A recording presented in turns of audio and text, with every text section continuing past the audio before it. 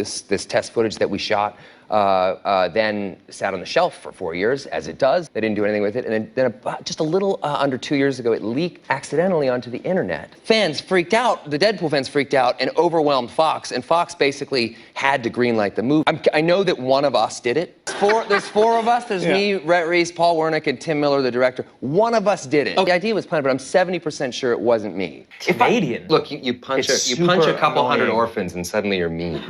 This is what I don't understand. Then about a year and a half ago, somebody accidentally leaked it on the internet. Was that you? My mom was like, "What does this button do?"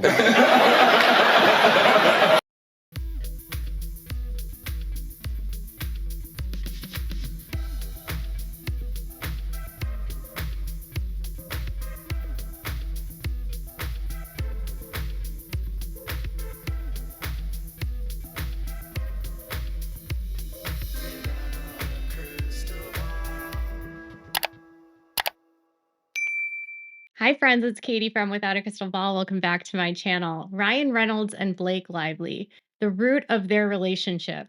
It's based on jealousy, insecurity, and infidelity. And Ryan Reynolds and Blake's union and their relationship started when both of them, well, the rumors are they met on Green Lantern, they were hooking up, and they were trying to pretend like they weren't hooking up. Prior to Blake and Ryan getting together, she had been in a relationship with Penn Badgley, but she also was rumored to be hooking up with Ben Affleck, even though he was married to Jennifer Garner. And she also dated Leonardo DiCaprio after she and Penn split up and before she got with Ryan. She was actually rebounding from her split with Leonardo DiCaprio when she and Ryan got together. Ryan locked her down almost immediately, and they started house shopping within a month of getting together. Ryan's jealousy in his previous marriage and his controlling nature was the root cause for their relationship between Scarlett Johansson and Ryan Reynolds. Not long after this split between Ryan and Scarlett happened, there was a litany of output on the internet about allegations of Ryan's infidelity, cheating with Blake Lively on the set of Green Lantern, being seen at a restaurant, just Blake and he, while he was still married to Scarlett, fights between the two of them, his insecurity, his control, and his anger at her because he wanted a wife that was at home. There were reports of Ryan's jealousy of Scarlett having success, more success than him, jealousy of men, any man that Scarlett interacted with, anger of Scarlett having a career and not making him a priority. And when the relationship dissolved, Ryan didn't initially rebound with Blake. Instead, he went through a series of women and actually dated Charlize Theron right before he and Blake got together. Blake, for her part, was with Leonardo DiCaprio right before she and Ryan were dating. Not long after Blake and Ryan got together, there started to be an output of articles about Blake changing and friends being concerned about her being controlled by him. There was an article about a year after they got married that said, "She can't keep living like this. Blake Lively concerned by Ryan Reynolds' controlling behavior." They only got married last September, but according to a new report, the couple already have hit a rough patch because things have gotten tense. He has major control issues and he's completely taken over his wife's life. It says Blake is said to be worried about his behavior. It's revealed that the hunk has halted her from her work schedule. He's taken control of what she can wear, and he believed to be forcing the star to work with him and not work on specific projects, dictating what kind of projects she could and could not do. He was very loving and sweet to her before they got married, but not long after that and their vows, his demeanor started to change. They described the relationship as toxic as Katie Holmes was with her ex-husband, Tom Cruise. That article actually happened not long after Scarlett Johansson actually revealed that one of her biggest turnoffs in men is controlling behavior. And she told Marie Claire in an article, in an interview, "I don't like jealous behavior. I don't mind an occasional check-in. But when someone is passive aggressively jealous, it's really unattractive because it shows a sort of insecurity. Oh, controlling behavior is awful. Nobody's going to say they love that." And then she also said, "Well, it wasn't that long ago, but I think I've had a fair amount of time to process the experience and be able to move forward. I continue to get to know myself better as I get older, and that helps me in my relationships." On her split with Ryan. Passive aggressive jealousy, kind of like his passive aggressive joking and his satirical and ironic barbs that he takes at people. So he was known to show up at her set. And he was also known to be extremely jealous of when she did well in her career, jealous of any of her love interests. And it seems like that same pattern followed with Blake. But the difference between Blake and Scarlett is Scarlett stood up for herself and she got out of the relationship. She was the one that ended things. He was rumored to have cheated on her with numerous women, not just Blake. And it's Ryan who has had a history of infidelity, but also Blake has also hooked up with men that she stars with. So the two of them, as actors and actresses, they fall for their partners on set. I mean, I guess on set romances happen all the time, but the way that they got together was just really suspect. And then you add that his previous wife is saying that he's jealous and controlling. Her friends call him controlling her wardrobe, controlling her friendships. And it's not long after that that some of her friends start to notice that he's alienating her from people, he's isolating her from others, he's not allowing her to work the kind of jobs that she used to be working. The way that she dresses completely changes. Instead of being more playful and not afraid to show some skin, she started to wear suits and men's suits all the time. She was more and more buttoned up in her films. She started having more control over her own wardrobe on her sets. And there was a lot of issues with Ryan's jealousy whenever she would play a role where she had a romantic partner.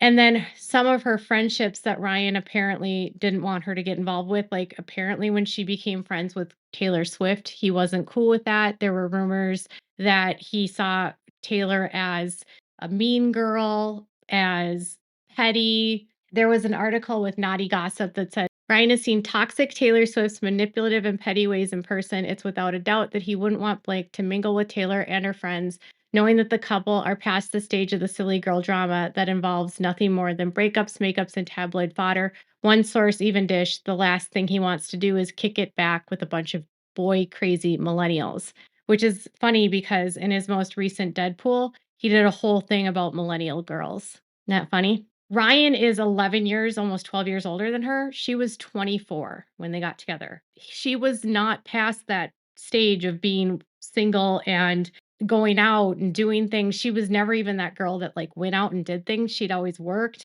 And I don't think she really ever was able to explore outside of just like constantly having like one guy to another guy to another guy. And he didn't want her to be around anyone that wasn't him.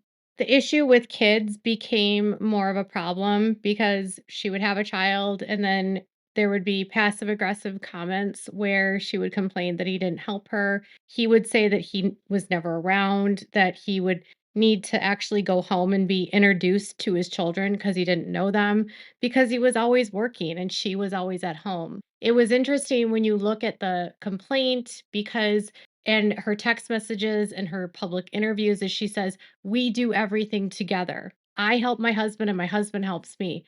But she doesn't actually help Ryan, quite honestly.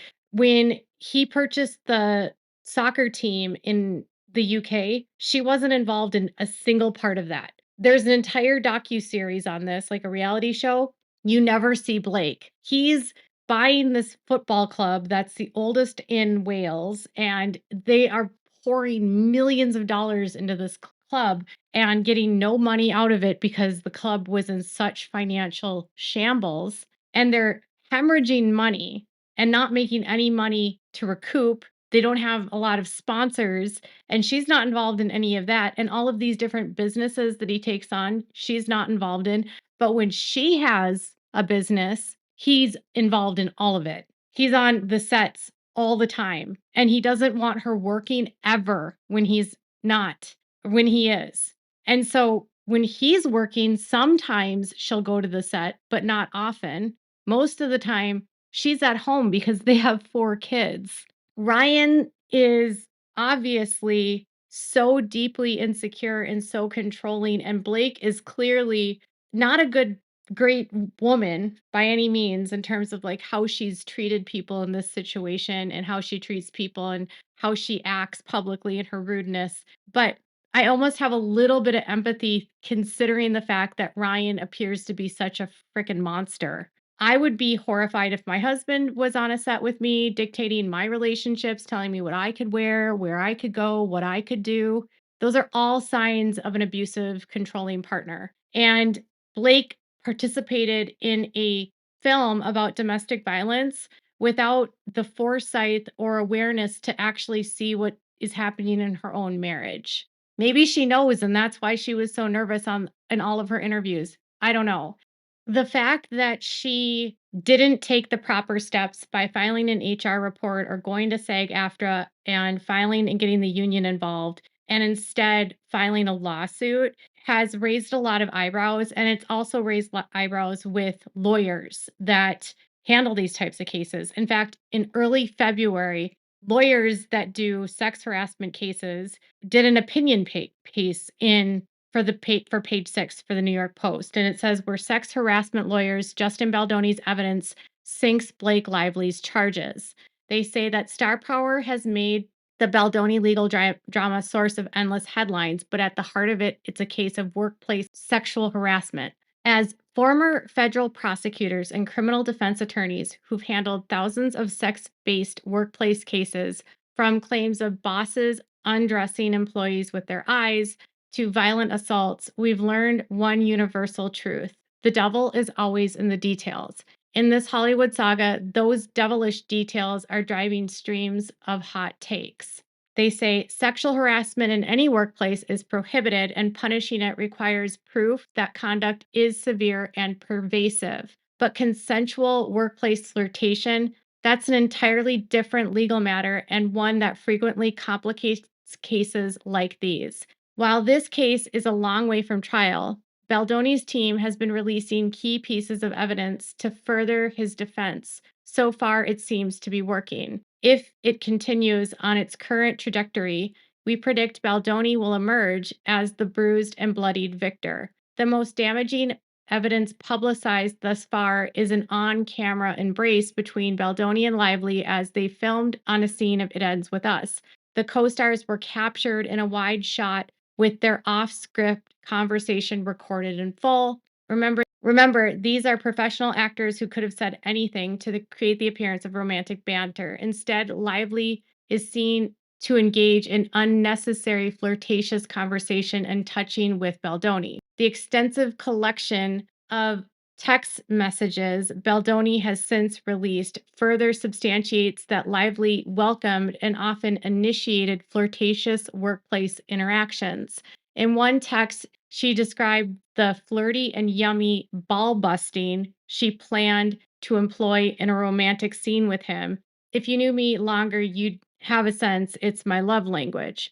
As impactful as the text messages are, the video and audio say even more, that the flirtation between the two was being demonstrated publicly. Yet now Lively claims the interactions were all unwelcome. And then there's the plot twist. At some point, the banter did become unwanted. The burning question is why, and the answer seems to involve her husband, Ryan Reynolds.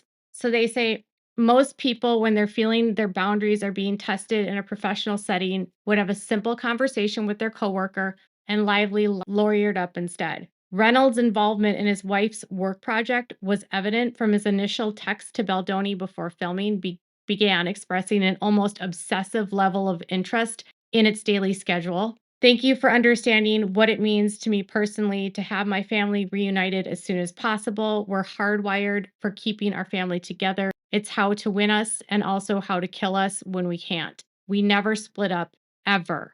Like, they always have to be together. That's wild. At some point in the filming of this ill-fated flick, there was a dramatic shift. Lively turned stone cold on her director co-star, demanding dailies, script rewrites, and contractual modifications that bordered on the absurd. This case screams jealous husband, one of the most common motives we've encountered in workplace harassment lawsuits. As it proceeds, we're particularly eager to hear how Lively and Reynolds describe their past conversations about the filming and just how honest Lively was about her flirtatious behavior with a man her husband barely knew. While they'll likely try to deny it, the evidence of her sudden change in attitude suggests a more human reaction transpired. Baldoni found himself between a rock and a hard place as he tried to complete his project. Once Lively drew her line in the sand, he had no choice but to respect it. This case isn't about performance, it's about evidence. Lively will likely maintain she simply reached her breaking point with his inappropriate antics, but the available evidence tells a different story. If this reaches a jury, Baldoni's legal team can weave a compelling narrative of scapegoating and setup. The strength of his position lies not in star power, but in the documented timeline of events and communications. Based on our extensive experience with similar cases, if evidence plays any part, he will emerge, Baldoni, vindicated, legally anyway. She might discover, Lively, that the details of the legal drama cast her as the devil she claims to fear, and that Reynolds, in getting what evidence suggests he wanted, which was the film, will he find it worth the price in the end? In court, celebrities are just as human as the rest of us, and not even fame makes them immune to jealousy's green eyed monster. There's a lot of evidence in their back and forth text messages that there was definitely flirting happening. I would actually say she was more flirting with him than he was flirting with her. I do think that there has to be a level of looseness when you're establishing relationships with a love interest on camera. And so chemistry is a part of that because they need to build a relationship and figure out if they can look like they're in love in a film. But she did turn ice cold, and that ice coldness might have happened after Ryan started looking at her text messages, or maybe he got home from something or something. We know that something happened that made him flip. We've speculated that it's been a number of different issues that happened. We know that after Baldoni is trying to get his back strengthened to do a lift scene, suddenly Ryan is then angry at him and accusing him of fat shaming. And then they get on set, and after she spends weeks via text message flirting with him and saying that she loves to bust balls, and she's they're communicating late at night, and they're sending long-winded voice memos to each other. I don't think there was a romantic relationship here that happened, but I think it was just too much for Ryan at any level. And I think that Ryan's need for control over her was a part of it, a control over her projects, and probably a level of trying to sabotage her relationship. But also, Ryan has been dealing with a bunch of business transactions that have been pretty messy. As I said, with the Wrexham AFC transaction, around the same time that he gets into the fight with Justin about the fat shaming, his company, Mint Mobile, is under investigation by the DOJ for the merger between T-Mobile and Mint Mobile. Mint Mobile is sued in a class action lawsuit and later settles out of Wyoming. Aviation Gin is sued this fall for copyright infringement. There's a bunch of different lawsuits that are happening and money that he's hemorrhaging as a part of these different financial business models that he's putting his money in. And quite frankly, if you look at the scope of all the different areas that he's investing in and all the different projects he's putting himself into, he's overextending himself. There's no need for him to be involved in all these different brands and all these different companies and all these different football things. It's all just a way for him to promote himself. And so he's trying to almost in a way sabotage her career, and he's jealous of a rival and he's trying to destroy her, but then he's also trying to take a franchise so that he has control the next time over his wife's love scenes. And to the extent that they demand the things that he cannot talk to her about, that to me felt like a jealous husband. Like, no more talking about your porn addiction, no more talking about sex. This entire film is half the book that it ends with us is sex. Sex is going to be a topic that's discussed. It's going to be coming up. And it's ironic that Ryan would be so incredibly prudish about this when he's full frontal nude in Deadpool and has done some pretty graphic sex scenes on camera and spent 3 days filming Deadpool with his co-star back in 2015. 3 days to film this, like, sex scene montage. And then he's also fully naked in that film, and you see his front. Like, the Johnson is all out. And then Ryan, for him to try to demand that no one talks about this, it's very hypocritical because for the entirety of Ryan's career, he has spoken openly without any hesitation about his male genitalia in interviews, without reading the room, and without any understanding of whether or not anyone wants to hear him talk about his male genitalia. He's often been racist in what he speaks about and how he is derogatory towards people of color. And he has, it's just, this is a compilation of what I found. Check this out. No, it's fine. You know, Yeah. that's how I think. Yeah, I mean, usually I play a strong black woman, and this true. time was obviously a big stretch for me Right. to play Yes. a 30-something white guy. I don't even know. Their names are all so weird. Well, it's the MTV. It's like I'm Black Entertainer of the Year. I don't know. Right. Like it's the. I mean, they just come up with these crazy like, categories. Yes, exactly. Best insane,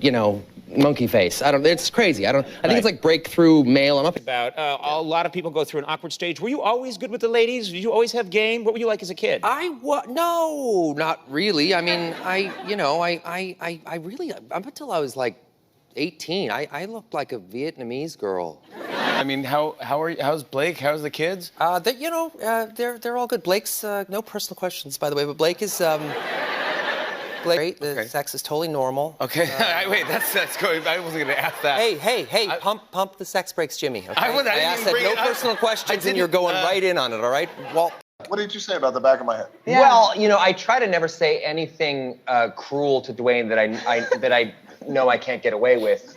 But yeah, I did say the back of his head did look not too dissimilar to a penis. I want to thank my wife, Blake. Everything I do is to make her laugh, especially the sex. So thank you. Let me preface it with that. I was about 18 years old, and in the middle of the dinner once, I grabbed the camera and I went in the bathroom and I just took a picture of my penis. And I just wanted to see if he would naturally edit these photos at some point. Nope. He What? He sent it out?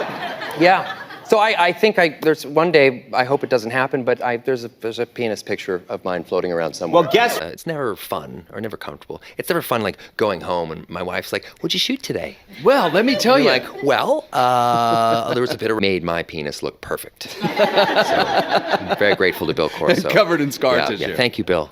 You know what though? You know what my wife doesn't realize though? Is that she calls me mama too. Seriously. That's very interesting. She calls me. I had to literally sit her down and tell her that penises don't work that way. Blake Lively's interviews are very similar too, where she talks about her breasts, she talks about her sex life. She's very open about all of these things. So for her and Ryan to act like speaking about sex scenes that need to be worked on and choreographed for a film is out of bounds when these two are all over talking about sex and Ryan is disgusting. I mean, I think he's just going for a cheap laugh and shock value, but it's juvenile. It's disgusting and again, hypocritical. He's a guy that went full frontal and has had very out there sex scenes in films. So it's his controlling and jealousy and rage and insecurity driving this.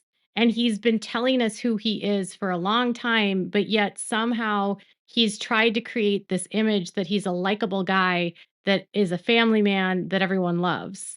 But I don't find anything about his behavior publicly or even privately likable or family man. And maybe Miss Lively, who was facing divorce rumors right before the release of this film, needs to consider an exit out of her marriage, even with 4 children. She's got the resources to handle it and not have to deal with him. Ryan Reynolds is a monster. So tell me what your thoughts are in the comments below. Are you shocked? Are you surprised? Are you aware of all of this? Make sure that you give this video a thumbs up. Please subscribe to my channel if you haven't subscribed, and click the bell so you never miss a video. Thanks so much for watching. Bye, guys.